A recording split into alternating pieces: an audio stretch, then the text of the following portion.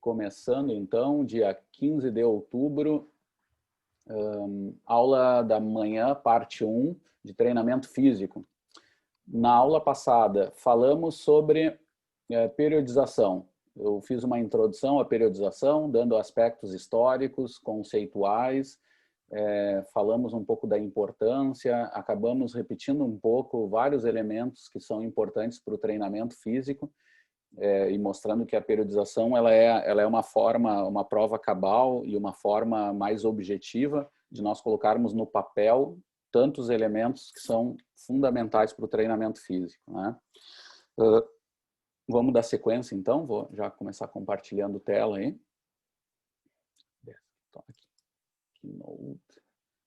E muito bem, estávamos vendo então esses aspectos. Falei das informações, que é importante o treinador ter são importantes, né? O treinador ter em mente, que são os processos pedagógicos, biológicos, o checklist, né? Sobre informações que eu tenho que ter para poder iniciar uma periodização, para eu começar a fazer minha estruturação temporal, racional, né? Do meu treinamento.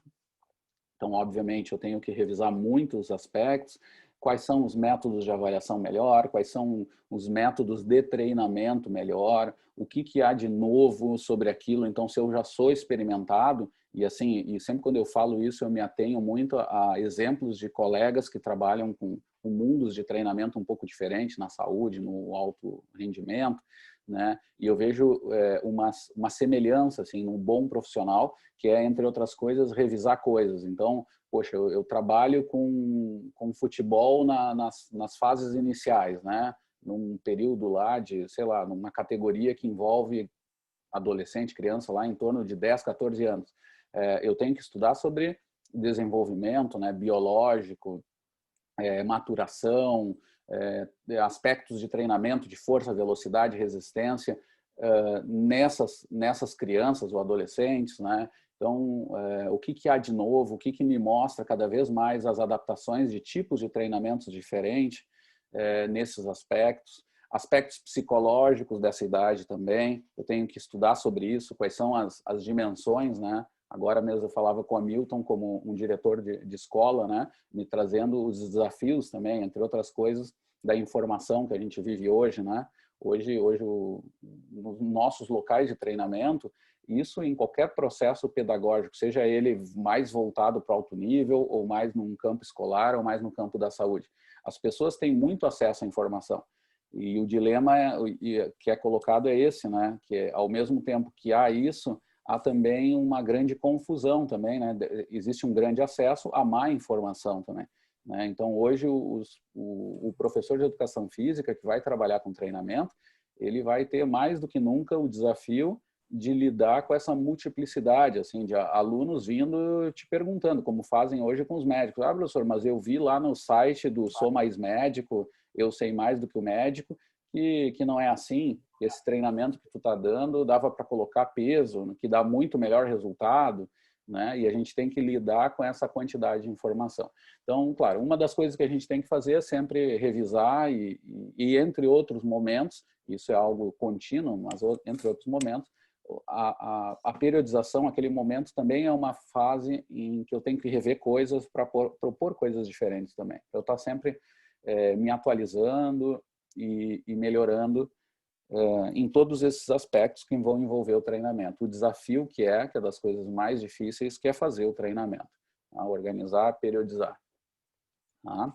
Então, vamos lá. Vantagens da periodização, que também nós vamos repetir muito do que nós vimos sobre treinamento físico em geral, lá do início da disciplina, né? A periodização ela vai proporcionar ao corpo, então, variação nas cargas de treinamento. Então, aquela ideia de variabilidade, só que organizada. A periodização vai ser uma ferramenta poderosa para nós organizarmos essas ciclagens de carga. Então, oscilar cargas de modo organizado, não simplesmente jogando num liquidificador lá no exercício, 1001 exercícios e cada dia eu tenho um exercício diferente. Não, eu vou fazer isso de forma estruturada, com sequenciamentos de carga, etc., né? Para quê? Também para manter periodicamente o estímulo de acréscimo de carga, né? Então, essa ideia de aumentos de carga, mas claro que isso tem sempre um limite, eu tenho grandes descansos, eu tenho descansos menores nos ciclos, como a gente conversou na aula passada, mas a ideia é que com essas estruturações eu consiga manter acréscimos de carga também. Quando for necessário maiores aumentos de carga, a periodização e a distribuição cíclica de cargas, ela vai me permitir eu ir mais longe. Inclusive no alto nível, onde a gente sabe que tem mais risco de lesão, tem mais risco de overheating não funcional, tem mais risco de overtraining, mesmo lá vai ser importante essa distribuição de cargas. Ah, mas eu trabalho com saúde, professor, eu não quero tanto alto nível. A periodização também vai me ajudar a trabalhar em zonas de segurança, em eu atingir metas que vão reduzir riscos de lesões, né, que eu falo muito lá, que é o nosso problema da eficiência de transmissão dos sistemas. Né? Mas não só isso, eu posso ter também problemas mais internos, na eficiência muscular mesmo, mas é mais comum na eficiência de transmissão. Eu vou realizar atividades, eu vou fazer exercícios de basquetebol lá durante o semestre. Quais são os pontos que me geram mais lesão naquela prática? O que eu posso fazer para evitar? Como é que eu posso distribuir essas cargas de modo a que eu reduza o risco dessas lesões? Né? Então, a periodização, nesse caso, ela vai servir como para eu periodicamente estimular, né, o acréscimo de cargas, mas também em zonas de segurança, mesmo onde não é tão necessário grandes níveis de desempenho, né? Mas eu vou conseguir trabalhar de forma mais segura, tá? E mais motivante, como é o primeiro item lá. Além disso, desse modo, eu vou permitir a recuperação a treinos muito intensos de modo organizado e não simplesmente no achismo, né? Eu vou conseguir estruturar lá situações que está dentro da ideia ambulatória. Se eu posso aumentar mais vezes, é porque eu também vou reduzir mais vezes. Aí entra um elemento importante também, que até eu diria, assim, que no que eu vejo ao longo dos anos, que o grande desafio até é incluir essa periodização com o princípio do treinamento, mas muitas vezes, para todos, eu não vou generalizar, mas é mais frequente que o desafio seja quando eu tenho que diminuir cargas. Né? É quando o meu aluno percebe que ele pode fazer mais e ele muitas vezes aquele aluno é altamente motivado, e só que ele tem que entender que tem que reduzir cargas de vez em quando. Eu tenho que fazer estratégias de treino que sejam prazerosas e motivantes, mas que não esteja sempre colocando o aluno no limite. Né? Vai acontecer com vários alunos essa situação também. Né? E é papel do professor organizar isso. Quanto mais ele tiver estruturado uma periodização, mais ele se sente seguro para propor a ideia para o aluno. Tá? É uma coisa que eu comento até aqui. Eu faço um exemplo assim que eu me lembro que quando eu comecei a trabalhar como personal foi meio que revolucionário. Eu fazia uma coisa que era a coisa mais besta do mundo, mais simples do mundo, que era o seguinte: eu começava a periodização, eu começava o treino com o meu aluno e dizia para ele, olha, nós vamos passar por um mês aqui mais de adaptação, nós vamos tentar atingir metas em cima de uma anamnese rápida que a gente fazia de primeira aula, que era uma conversa, mas nós vamos passar por umas 2 semanas a um mês de avaliação para eu fazer uma proposição para ti, né? E aí eu vou te dar a proposta, né? E eu pedi essa paciência com ele nessas primeiras semanas, né? Então, tudo isso era conversado desde o início, né? E era algo que a academia não me mandava fazer, é uma coisa que eu fazia, porque se fosse pela academia, tocava do jeito que dava, né? Bom, o que acontecia? Passando 2 semanas, mais ou menos, eu vinha com a proposta, eu vinha com uma folha impressa, naquela época, né? Eu imprimia uma folhinha lá, anos 90, né? Só já indicando lá. E chegava com um gráfico, né? Que era o gráfico da coisa mais simples no mundo, que eram aumentos e diminuições de carga lá das coisas que eu fazia, do que eu propunha para força, para resistência. Bom, o cara achava que eu estava trazendo coisa da NASA, assim, né? Porque tinha gráfico no treino e tal. Tinha o colega que me dizia, até teórico da guerra. Não, mas eu só trazia uma ideia geral sobre o treino. E o que eu via, a repercussão era do aluno aceitando a proposta e aí colocando como se fosse um contrato, como se fosse um plano de ensino que vocês apresentam no início do semestre, como eu faço com vocês todo semestre, né? Eu mostro lá o contrato, mostro, ó, aqui existe essa possibilidade. A repercussão que eu notava, assim, desde que tinha começado a fazer isso, com experiências anteriores e as dos colegas, era uma mudança na relação do aluno com aquele exercício. O aluno era colocado numa situação diferente, era na tal da proposta lá do professor, né? E isso me ajudava muito na aderência do treino, né? E assim, gente, eu não estou dizendo, claro, tinha o resto, né? Educação, bom trato, compreender o aluno, os elementos psicossociais sobre o treino, ser também divertido de alguma forma. Tem todos vários elementos que a gente sabe que no mundo profissional a gente tem que ter. Inteligência emocional, né? Antigamente nem tinha, o Gardner nem tinha chegado ainda, mas a gente sabia que tinha que ter esses elementos de algum jeito. Mas, gente, a questão que eu coloco para vocês é que isso era uma das coisas mais simples e que eu vejo ainda hoje raro que não precisa ser a folha impressa. Hoje em dia não tem mais. Hoje, com toda a ferramenta que a gente tem, a gente pode mostrar isso no celular mesmo, em coisas mais... Mas eu vejo que continua sendo raro a organização dessas coisas, né? Então, assim, de novo, ressalto, assim, por isso que eu brigo muito pelo simples, né? Ah, professora, mas o segredo do treino agora é o super não sei o quê, do método HIIT junto com o Tabata, com o coaching quântico, né? Porque é tudo quântico. E aí tu vê assim, bom, vamos para os elementos iniciais, né? Sobre periodização, sobre essas ideias de estrutura de treino, de tudo isso que a gente está falando aqui hoje, muitas vezes não tem, né? E de novo, quando a gente vê que o pessoal faz isso, aí eles têm um campo firme para depois propor coisas novas. Porque, como eu disse para vocês, ir lá ver o curso do último, a última dica lá do professor Tartaruga sobre caminhada nórdica, é legal, pô, adiciona coisas, mas eu tenho que periodizar de forma geral. Eu tenho coisas anteriores que são fundamentais, assim, e depois vão ter as coisas que são também importantes, que são esse detalhamento e tal, tá? Então, lembrem disso, assim, em qualquer espaço eu já tive exemplos lindos, assim, dentro da escola mesmo, de professores de educação física trazendo a ideia de estruturar temporalmente o treino, mas claro que não pensando em desfecho só de desempenho físico, obviamente, os caras pensando em fases de formação, né, fases sensíveis de desenvolvimento do aluno ao longo dos anos, com casos muito legais, assim, usando uma base de uma ideia de periodização que eu dava em aula. Então, os alunos, assim, que nem o Hamilton agora, que a gente estava conversando no início da aula, os alunos ao longo dos anos vêm mostrando, professor, eu já fui diretor, já fiz isso em Osório, em outros lugares que eu dei aula, e o pessoal vindo me mostrar, pô, usei, olha só, lembra dessa tabela? Era uma tabela de periodização que o cara transformou para as linhas de cargas e coisa e de objetivos centrais ao longo de vários anos. Então, propondo para séries iniciais coisas que tem até nas PCNs, né? Eu ajudei até a construir as diretrizes curriculares estaduais, eu me lembro, e nacional eu assisti um pouco quando era presidente do CBCE. Então, mas já há elementos assim que nos ajudam a nortear isso. De alguma forma isso nos ajuda, porque já tem um pano de fundo para pensar em periodizar também aquele meu tempo pedagógico para vários espaços. Aí no caso escolar, onde às vezes se pensa que que seja muito fora esse conteúdo. E não é, né? É um erro, inclusive, achar isso.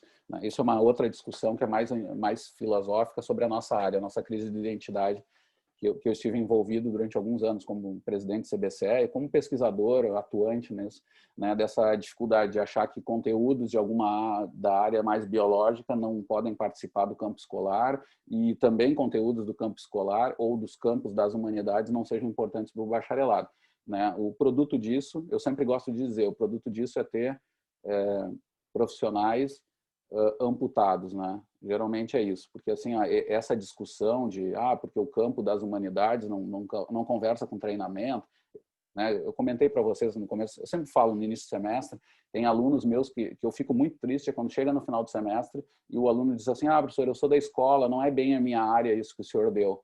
E aí eu disse, não, pera aí, para tudo, né? Porque isso aqui é uma disciplina obrigatória, inclusive para licenciatura, né? E eu sei que vocês ouvem até de outros professores uma visão bem diferente. Não, eu não preciso daquele conteúdo aqui, eu não preciso daquele lá. Eu digo o seguinte, quase sempre esses professores fazem muito tempo que não estão sujando o tênis no campo real da aula, né? E assim, quem está no mundo real pode ser lá no alto nível, na equipe do União, lá do vôlei de não sei onde, pode ser na escola, no bairro X, esse cara vai ter que estar enfrentando um mundo que é muito mais complexo, que não é só treinamento de um ponto de vista e que não é só questões de humanidade também, que tem conteúdos de educação física que tem que ser trabalhados, né? Por que os alunos não podem aprender técnicas de vôlei, não podem aprender o que a gente chama de cultura corporal do movimento mesmo, em maior qualidade, inclusive com elementos de treino, né? Também não tem para tentar trabalhar em maior segurança, em maior desenvolvimento. Tudo isso está dentro do bojo e acaba que quem está na prática tem que ser o que o Gaia chama lá do bandido, né? Que fica roubando conteúdos e tem que dar sua aula, né? Ele tem que resolver porque ele está lá no mundo real fazendo. Então, lembrem disso, gente. A periodização é uma ferramenta geral, útil para todo mundo que vai trabalhar com educação física, em maior ou menor grau. Claro que os exemplos são mais para o treinamento de alto nível do esporte, pela questão histórica, mas não é só dessa área. Ela é de todas as áreas. Tá? Então, voltando aqui, gente, fechei o meu parênteses, permitir recuperação, treinamentos muito intensos, evitar a situação de overtraining, né? Vamos lembrar bem, pessoal, sim, ó, uma linha temporal, né? Quando eu falo de overtraining, a gente acabou falando sempre meio pingado assim sobre o conteúdo do overtraining, né? Lembrando, o supertreinamento ou sobretreinamento, né, que não pega bem em português, por isso a gente continua usando o termo em inglês, assim como overheating, né? O overtraining é uma síndrome metabólica, mas que também ultrapassa a questão metabólica. Ela é uma síndrome multifatorial. Ela vai trazer desequilíbrios do ponto de vista do estilo de vida, dos aspectos metabólicos, né, dos aspectos psicológicos, né, e, claro, em alguns vai ser mais forte uma parte ou outra, mas quase sempre vai estar desequilibrado várias funções. O elemento gerador desse overtraining é, em primeira análise, no contexto do esporte, quase sempre as cargas altas de treino. Vão ter outros elementos que vão ser importantes, mas secundários, importantes, né? Por exemplo, alimentação, estilo de vida, sono, relações sociais, tudo isso vai influenciar também, mas um elemento que é chave, é prioritário, são as cargas de treino.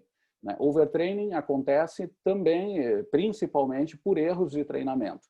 Tá? E, claro, faltas de controle de carga e etc. O nome já diz o que é. Super treinamento, sobretreinamento. É treinar demais, com poucos descansos, só que num tempo muito grande. Então, pensando numa linha temporal, vamos pensar o seguinte.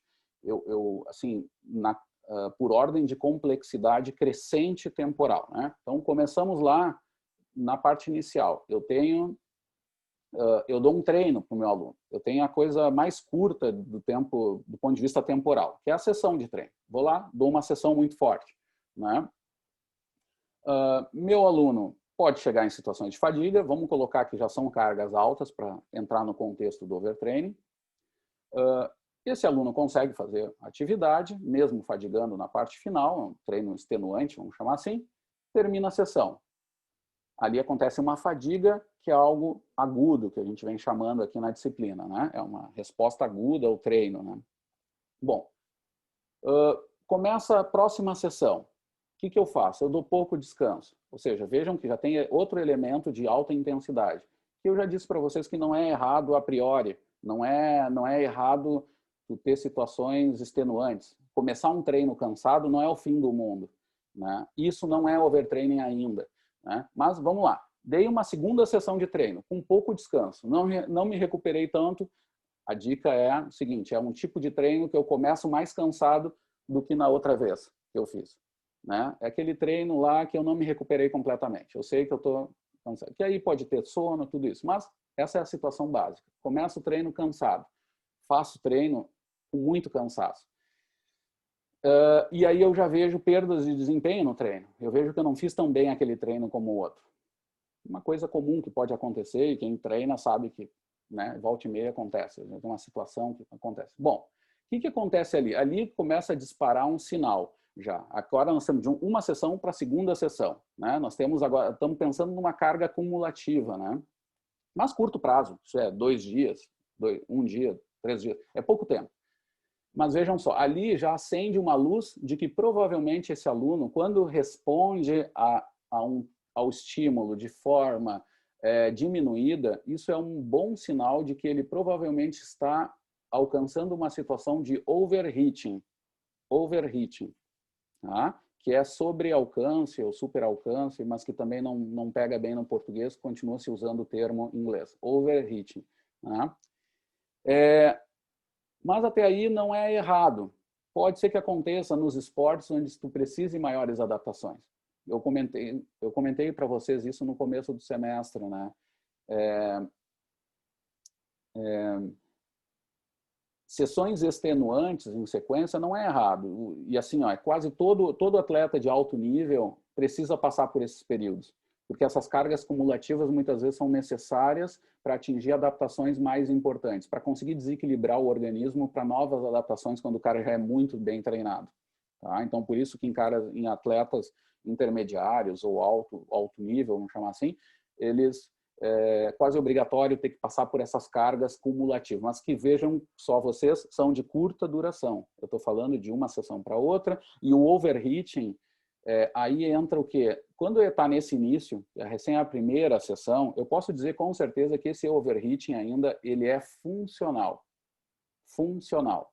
Overheating funcional, seu sobrenome. Tá? Então, vejam lá, comecei com uma sessão onde eu tenho uma fadiga aguda, fadiga.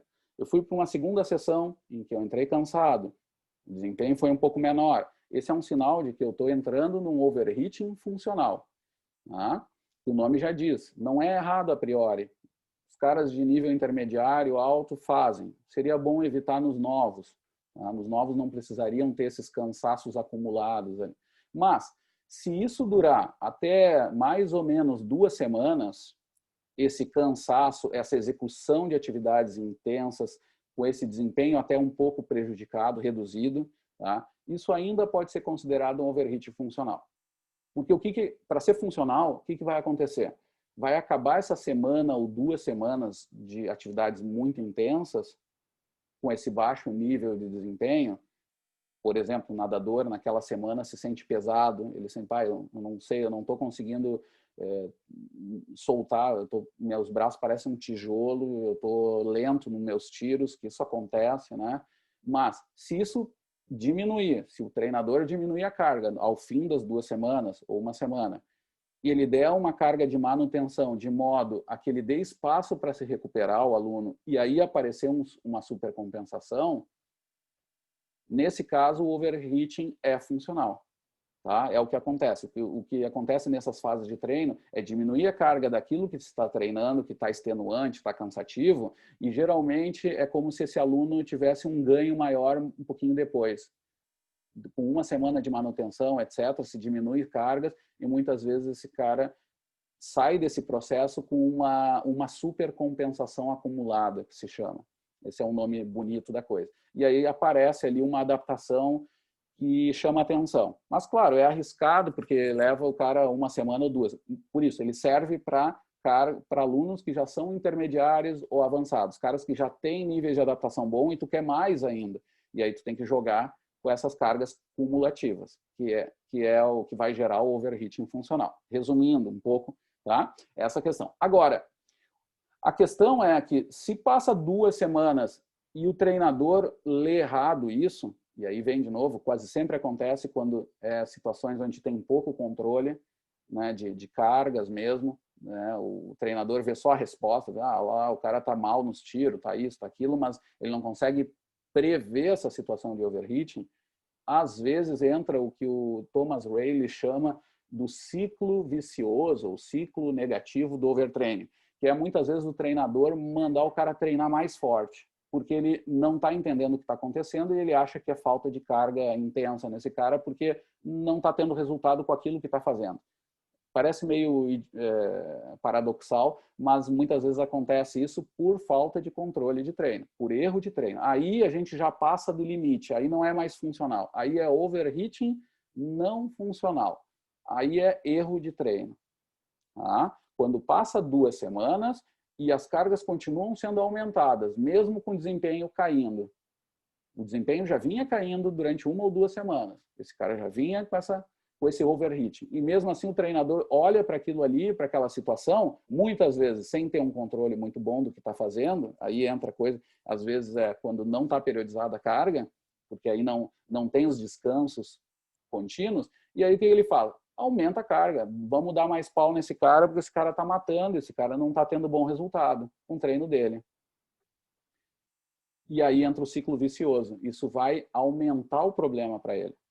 Aquilo que ele já estava lento, ele vai ficar mais lento ainda. Se ele se sentia mais pesado, ele vai se sentir mais pesado ainda. Se ele se sentia também, que às vezes acontece junto com essa fase, desmotivado, porque tu vai para o treino e teu desempenho é um pouco pior do que os colegas, ou pior do que tu mesmo, é uma carga forte para o aluno, né? E aí ele diz, eu estou indo mal, cara. Putz, tem que dar pau, não é possível, né? Não tô... Aí é síndrome do impostor, eu já devo ter falado. Começa a vir aquela coisa que... E aí começa um ciclo negativo mais forte, né? De 2 semanas em diante, aí tem uma linha tênue. Nos modelos lá aparece uma linha que é altamente subjetiva, que é o seguinte: quando isso passa a ser 2, 3 meses de resultado ruim, aí esse aluno pode estar entrando numa situação de overtraining. Aí é o próximo passo. Então, eu passei de um overheating que poderia ser funcional, passei para um overheating não funcional, e ali entre 2 semanas e 2, 3 meses, até 6 meses, que é o mais comum, pode surgir um overtraining. Mas claro que a determinação do overtraining é extremamente complicada, pessoal. Assim, tem algumas áreas aí da ciência do exercício que fazem uma leitura muito equivocada sobre isso, tá? E muitas vezes vem das linhas de pesquisa que a pessoa estuda. Porque eu sempre digo que a gente na ciência tem um grande complexo de narciso, de achar que tudo que se parece com o que a gente faz é lindo, né? E aí o pessoal perde e no treinamento a coisa é mais complicada, tá? Então, assim, eu inclusive tenho nos slides, tá? Em qual slide que eu tenho? É lá da disciplina avançada. Mas eu posso até passar para vocês o artigo que se baseia nisso, mas eu tenho um consenso, que é o nível de hierarquia dos mais altos que a gente tem na ciência, entre o American College, né, o Colégio Americano de Medicina do Esporte, e o Colégio Europeu de Ciência do Esporte, que são as 2 instituições mais fortes no mundo em ciência do exercício de forma geral. Tá? Eles fizeram um consenso, deve fazer já, não lembro bem, uns 8 anos atrás, eu acho, mais ou menos, e eles propuseram quais eram as determinantes do overtraining, resumindo um pouco. E eles chegam na conclusão, pessoal, sobre como descobrir esse overtraining, que o overtraining vai se basear numa tríade, tá, de avaliações. Então, no mundo real, tu é treinador, tu quer saber se teu aluno está em overtraining ou não. O consenso vai dizer o seguinte, que eu tenho que me basear em 3 coisas. Uma delas é desempenho. Eu tenho que avaliar o desempenho do meu aluno. Eu trabalho com atividades mais anaeróbicas, então eu vou fazer séries de saltos lá como avaliação. Eu vou ter avaliações de saltos verticais, eu vou ter avaliação do sprint, do tempo do sprint, eu vou ter aquilo que representa o desempenho mais do aspecto físico. Eu vou ter, não, mas eu trabalho com resistência, então eu vou fazer o teste de 6 minutos da caminhada, eu vou ter a própria prova de 5.000 como desempenho físico, eu vou ter, às vezes, o tempo dos tiros para certas distâncias, que os atletas todos sabem os deles, né? Eu vou ter esses marcadores. Tudo isso vai ser um grupo de avaliação, que é desempenho. Eu vou avaliar o desempenho, é uma da tríade para verificar a questão do overtraining. Eu vou ter o segundo pé aí desse tripé, que é a avaliação metabólica. Tá? Muito ligado a processos lá inflamatórios. Tá? São marcadores inflamatórios que se chamam. Tem a mais famosa, é o CK, mas é altamente discutível, porque ela é altamente individual. Tá? A avaliação da creatina quinase como um marcador inflamatório e de longo prazo. Eu vou ter a proteína C reativa, que é um melhor marcador, mas também, vocês sabem que eu não sou um expert nisso, mas é um marcador mais atual e um pouco mais constante, estável, né, como medida. Eu vou ter também avaliações que vão ser metabólicas, mas não celulares, tá? Mas que indicam indiretamente atividade metabólica, que são as avaliações, ali entra todo aquele grupo de avaliações de variabilidade da frequência cardíaca, por exemplo. Tá? Que hoje a gente tem marcadores que são fáceis. Hoje, com celulares, tu consegue ter o registro disso de mais longo prazo. Quase sempre eles são muito ruins, é que nem frequencímetro, são muito ruins para marcar a frequência do treino no relógio aquele, se não tiver a faixa, né? Mas eles são muito ruins, mas a longo prazo, durante uma noite, etc., esses marcadores de variabilidade de frequência cardíaca são bem validados, tá? E tem bons estudos sobre isso, a gente já fez com jogadores de vôlei e tal, tem bastante coisa.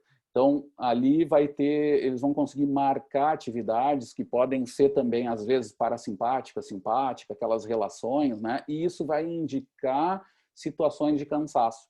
Tá? E às vezes a gente percebe também, mas aí a gente vai perceber pelo terceiro pé da tríade, que é por avaliação de questionário, tá? Que é um marcador importante também. É sempre um elemento que o treinador tem que estar considerando. E se eu tiver um questionário validado, melhor ainda, porque eu vou usar uma ferramenta um pouquinho mais organizada, estruturada.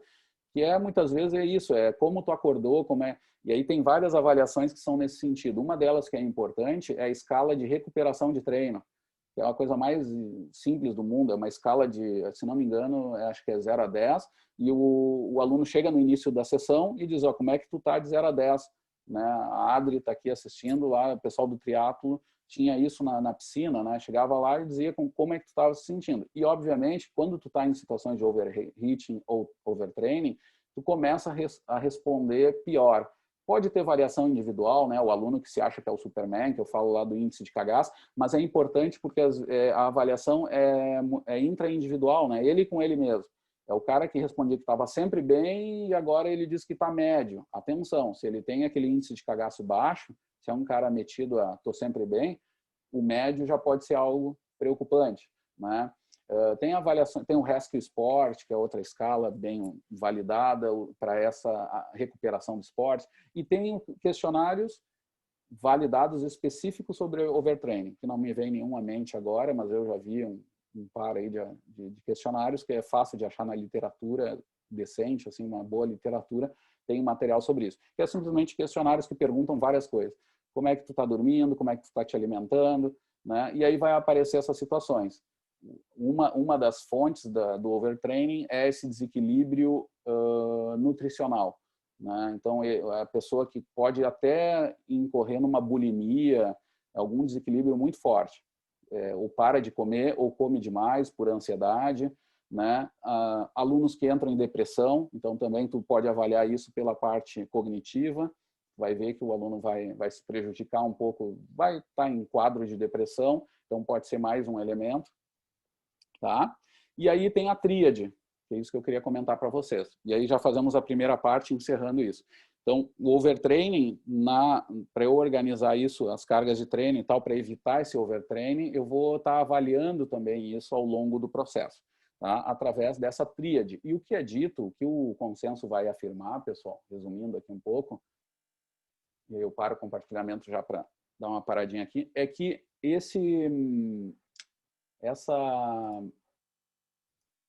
o aparecimento do overtraining ele vai ser dado por uma triangulação desses aspectos. Não vai ser sempre só um. Às vezes o metabólico vai estar bom, mas os outros dois vão estar ruins. Questionários de qualidade de vida, ou MOCA, a parte cognitiva, etc., está muito baixo, desempenho está muito baixo, esse cara pode estar entrando em overtraining e o marcador metabólico não pegou. Às vezes o marcador metabólico aparece, e aí o desempenho também, e o outro não aparece, o questionário não aparece. Então, vai ser sempre uma triangulação onde vai ter que ter dois desses elementos aparecendo, tá? Então, cuidem disso. Tem gente que gosta de hierarquizar. Não, mas só vai saber exatamente se avaliar metabolicamente. Tem mais esse discurso que parece que é... E não é bem assim. Não é bem assim, porque o grau de erro em algumas medidas ali são bem complicados e avaliam coisas que quase sempre não dá para avaliar o todo ali. A parte metabólica tem esse lado. E a parte integrativa quase sempre sofre. Tu avalia um aspecto de um mundo ali que é muito mais complexo, né? Uma cascata de mecanismo ali que é muito mais complexo, tá? E às vezes aquele marcador não aparece, mas tu tá com desequilíbrio igual.